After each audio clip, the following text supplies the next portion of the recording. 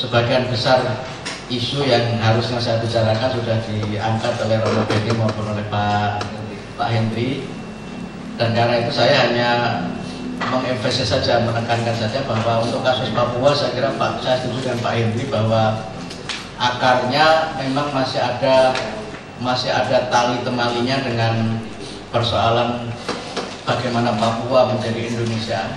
Persoalan sovereignty, persoalan kedaulatan memang belum sepenuhnya selesai untuk Papua itu, dan karena itu isu-isu menyangkut proses takeover atau bahasa aslinya adalah penggabungan Papua dengan Indonesia sebagaimana dulu pernah dipakai integrasi Timur-Timur untuk Indonesia memang belum sepenuhnya selesai pada lapisan tertentu di masyarakat Papua. Tetapi apakah kelompok ini cukup besar? Ini saya kira memang persoalan yang tidak pernah secara terbuka diekspos ke ruang publik, tetapi bahwa setiap kali terjadi pengibaran bendera Papua Merdeka, menurut saya sebagiannya memang terakomodir di dalam undang-undang otonomi khusus, tetapi juga sebagian memang ada yang betul-betul ingin memisahkan diri sebagai bangsa yang berdaulat. Yang kedua juga memang persoalan identitas, politik identitas. Ini kalau kita lihat, kita jajarkan orang Jawa dan orang Papua itu kan memang akan jauh berbeda. Tapi kalau orang Papua dijajarkan dengan orang Afrika, itu malah susah kita bedakan.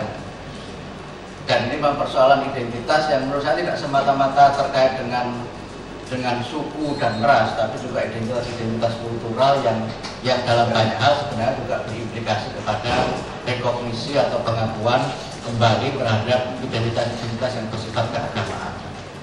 Ini persoalan yang memang tidak sederhana, dan pemerintah Indonesia selama ini memang tidak cukup bersungguh-sungguh untuk tackling isu mengenai persoalan identitas di Papua itu. Nah, yang ketiga, saya kira memang ada persoalan terkait dengan kesejahteraan.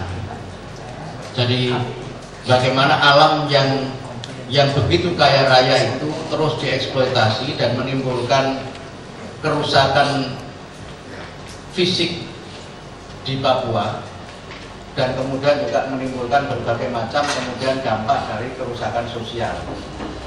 Jadi masyarakat Papua yang secara pendidikan memang masih rata-rata rendah, angka buta huruf juga masih tinggi, kemudian mereka hidup sangat tergantung pada alam, dan ketika alam itu secara fisik mengalami kerusakan yang cukup serius, dan ini kemudian berdampak kepada perubahan kultural yang seharusnya memang mereka bisa jalani, tetapi dalam kenyataannya itu tidak terjadi. Dan proses-proses inilah yang kemudian di dalam beberapa hal menjadi amunisi yang cukup ampuh untuk membangkitkan semangat dari kelompok-kelompok tertentu di masyarakat Papua yang memang secara ekonomi kesejahteraannya masih sangat jauh dibandingkan dengan belahan lain di Indonesia. Dan saya kira data-data statistik yang dikemukakan secara resmi oleh BPS menunjukkan bahwa konsentrasi ekonomi di Indonesia ini masih berada di Pulau Jawa, tetapi kemudian kita melihat kekayaan alam yang ada di Indonesia ini sebagian besarnya justru berada di Pulau Jawa. Bisa kita lihat misalnya data bagaimana Kalimantan Timur yang begitu kaya itu ternyata kontribusi ekonominya sangat sedikit dibanding dengan di Pulau Jawa, apalagi Papua misalnya. Dan ini persoalan-persoalan kesejahteraan yang memang menurut saya tidak bisa dipandang sebagai persoalan yang sebelah mata, harus sebagai persoalan yang sangat serius. Dan karena itu maka menurut saya dalam tiga situasi seperti itu, maka apapun di Papua itu memang akan menjadi isu yang sensitif, terutama juga karena ada persoalan-persoalan yang memang tidak secara spesifik berkait dengan urusan domestik Indonesia, tapi juga ada banyak kepentingan internasional yang ada di Papua. Dan karena itulah maka persoalan di Papua ini kemudian juga hampir selalu menjadi persoalan-persoalan di ranah internasional, terutama di Amerika Serikat, Inggris, dan juga sudah sampai ke tingkat Perserikatan Bangsa-Bangsa. Nah, untuk Ambon, saya melihat akar masalahnya itu tidak jelas. Saya melihat ada anomali akar masalah di Ambon itu. Untuk tidak mengatakan misterius. Kalau misterius kan konotasinya itu mistis. Tetapi bahwa ada fakta di mana masyarakat itu masih saling curiga antara satu dengan yang lainnya. Tapi penyebabnya apa juga sampai sekarang menurut saya tidak pernah jelas. Banyak penelitian yang dilakukan pasca kerusuhan tahun 99 oleh berbagai kalangan, dari mulai ekonom sampai kemudian politik dan antropologi, ada menyimpulkan awalnya yang muncul adalah agama, sehingga muncullah sebuah ormas baru yang sekarang ini misterius juga, namanya Laskar Jihad Ahlussunnah wal Jamaah. Itu kan munculnya pada saat kerusuhan Ambon selesai, katanya ada fatwa dari Syekh Mana di Arab bubar dengan sendirinya, dan Ja'far Umar Thalib Panglima itu juga tidak diketahui, dan media juga tidak pernah tahu di mana dia berada, karena tidak penting lagi, sudah tidak laskar tanpa Panglima tanpa laskar. Dan menarik kan, ketika kemudian di lampu-lampu merah pada tahun-tahun itu ada orang yang berkorban kemudian mencari dana di lampu-lampu merah, tapi dana yang seadanya itu bisa untuk beli senjata, itu kan menarik. Padahal saya secara pribadi nggak pernah nyumbang. Tapi bisa punya senjata, itu kan persoalan yang kemudian menjadi sebuah anomali. Tetapi faktanya ada. Faktanya ada, itu menyita perhatian yang luar biasa. Isunya juga isu agama sangat kental. Tapi ternyata di kemudian hari ternyata juga bukan isu agama.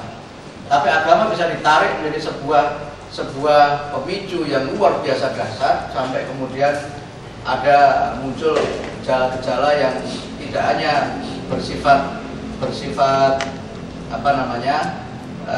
politis semata-mata, tetapi juga bersifat sangat kental dengan unsur-unsur agama itu.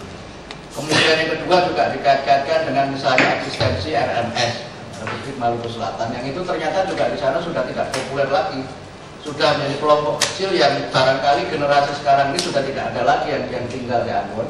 Yang di Belanda pun sebenarnya juga sangat kecil, sehingga ketika Presiden SBY membatalkan kunjungannya ke Belanda karena ada kelompok di demo, itu ditertawakan oleh teman-teman. Saya sedang di Belanda pada waktu itu. Jadi besar sendiri karena Presiden batal datang itu. Seandainya Presiden tetap datang, itu malah tidak ada yang tahu bahwa ada organisasi yang bernama RMS itu. Ya, tapi begitulah Presiden kita sudah mengambil keputusan, dan itu keputusan Presiden ya harus kita hormati.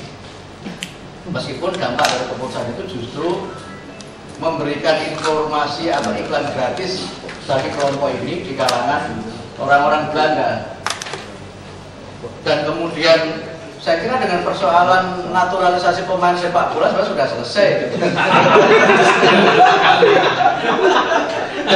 Dengan naturalisasi keturunan Maluku untuk jadi pemain timnas itu kan selesai. Kok ditakuti itu? Jadi saya kira Irfan Bahdim itu perlu bertanya itu. Kalah terus. Iya. Iya. Mungkin karena pelatihnya orang Belanda juga. Kalau pelatihnya orang Arab mungkin